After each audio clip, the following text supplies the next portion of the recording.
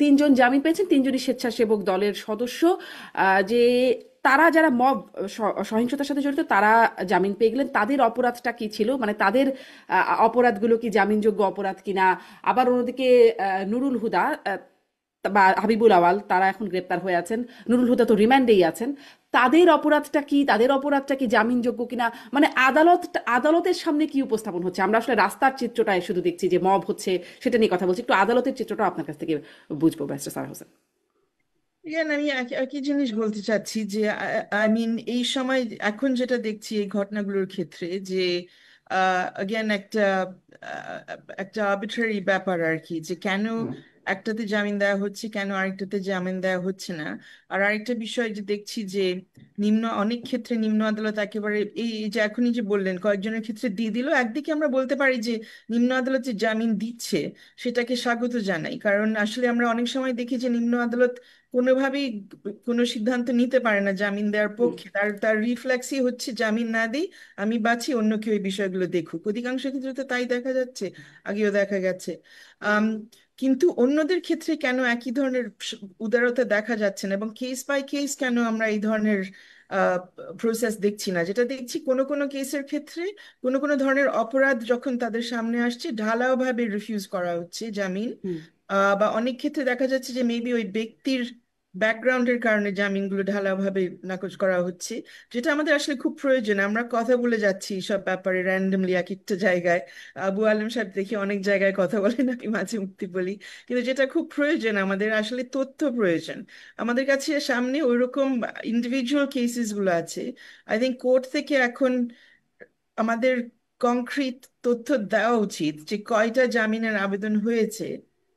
For example July হত্যাকাণ্ডের ক্ষেত্রে কয়টাতে ওনারা আদৌ জামিন দিয়েছেন, কতগুলোতে ওনারা একেবারে স্টে করে দিচ্ছেন। কিছুদিন আগে আমরা জুলাই হত্যাকাণ্ড বা জুলাইয়ের বিভিন্ন ঘটনা নিয়ে কথা বলছি, কারণ ওই ক্ষেত্রে এগুলো বেশি দেখা যাচ্ছে, বা জুলাই পরবর্তী এর আগের কিছু ঘটনা দেখবেন।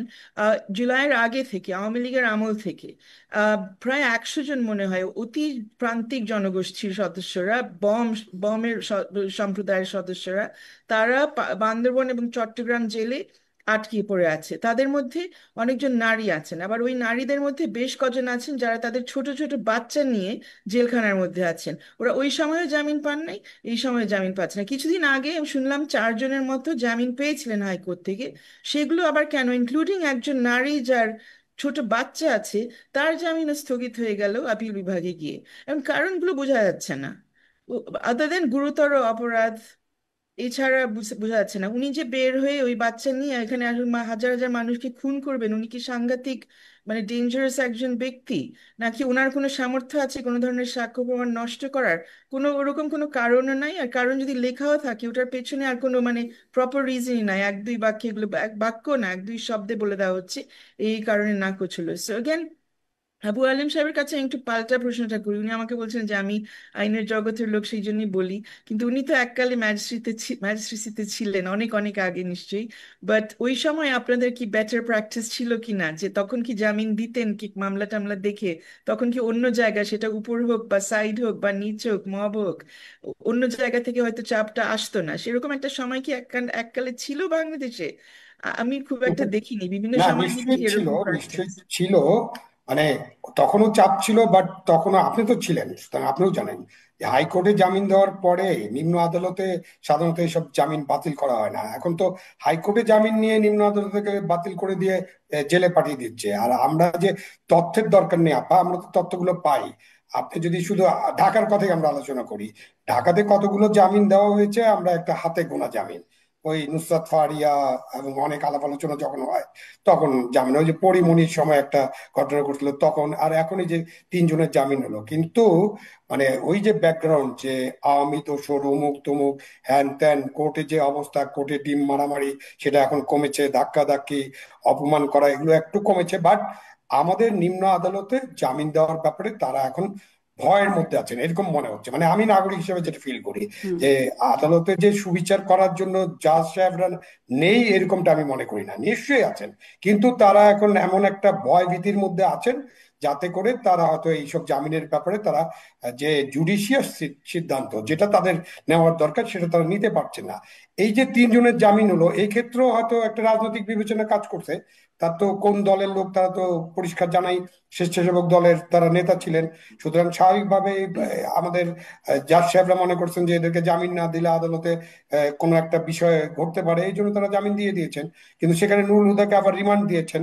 তো যেটা বারবার শামীম চৌধুরী জিজ্ঞাসা করতে চাচ্ছিলেন যে তাদের দোষটা কি, সেই জায়গাটায় যদি আমরা যাই, আমি এক লাইন যদি বলি যে একজন প্রধান নির্বাচন কমিশনার বা একজন নির্বাচন কমিশনারের পক্ষে দেশের নির্বাচনটা পুরোপুরি নিয়ন্ত্রণ করা সম্ভব কিনা, এটা আমরা জানি যে গড না চাইলে, গভর্নমেন্ট অফ দ্য ডে না চাইলে, কখনোই সদিচ্ছা না থাকলে, মোটিভেশন না থাকলে, কমিটমেন্ট না থাকলে কোনো নির্বাচন কমিশনের পক্ষে একটা ভালো নির্বাচন করা সম্ভব না।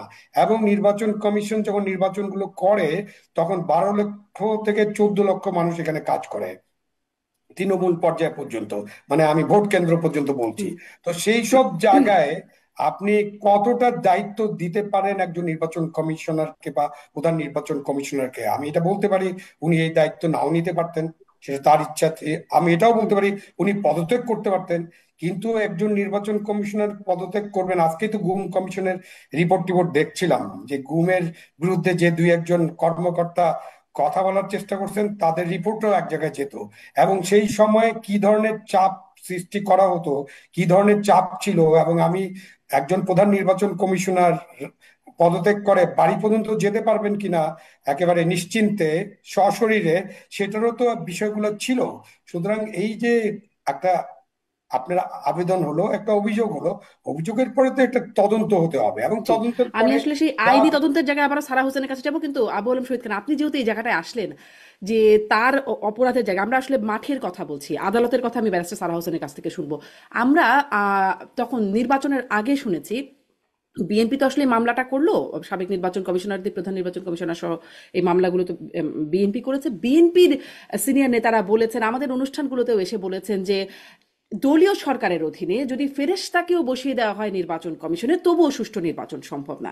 তাহলে নুরুল হুদার কোন ছাড়, মানে ফেরেশতাই যদি না পারেন, তারই যদি কোনো দায় না থাকতে পারে না, বা এটা সবাই মনে দায়িত্ব করেন, নিতে না পারেন। সবাই মনে করেন, শুধু বিএনপি না, সকল রাজনৈতিক দল এবং সবাই মনে করতেন হ্যাঁ। তত্ত্বাবধায়ক সরকার ছাড়া কোনো সুষ্ঠু নির্বাচন, আবার সুষ্ঠু নির্বাচন বলতে কিন্তু আমি 100% সুষ্ঠু এটা কখনই হবে না। এটার একটা থ্রেশ হোল্ড আছে, ধরেন 90, 92, 96 পর্যন্ত যদি হয় তাহলেও এটা সুষ্ঠু নির্বাচন ধরে নিতে হবে। এটা আমরা সবাই তখন বলেছি যে তত্ত্বাবধায়ক সরকারের অধীনে ছাড়া ফেরেস্তাকে বসিয়ে দিলেও এই নির্বাচনগুলো সুষ্ঠু হবে না। হুম। সুতরাং নুরুল তো ফেরেস্তা নন, তার পক্ষে একটা সুষ্ঠু নির্বাচন করা একার পক্ষে অসম্ভব। এবং তারপরে উনি এটা করতে পারতেন, আমি বললাম যে হুম। উনি দায়িত্ব না নিতে পারতেন অথবা পদত্যাগ করতে পারেন। কিন্তু পদত্যাগ করে আমি সুস্থ শরীরে সশরীরে ঠিক মতো বাসায় ফিরতে পারতাম কিনা সেই পরিবেশে, এটার কোনো একটা উত্তর আছে কিনা আমাদের কাছে? আমার কাছে উত্তর হলো যে পারতেন না। তার উপর অনেক চাপ থাকতে পারে, আমরা তো কিছুই জানি না। হুম। এখন উনি যখন কোর্টে যাবেন, উনি যখন আইনজীবীর মাধ্যমে কথা বলবেন, নিশ্চয়ই ইনি ওটা বলার চেষ্টা করবেন, বলতে হুম। পারবেন হয়তো, বা হয়তো কোনোদিনও বলবেন না।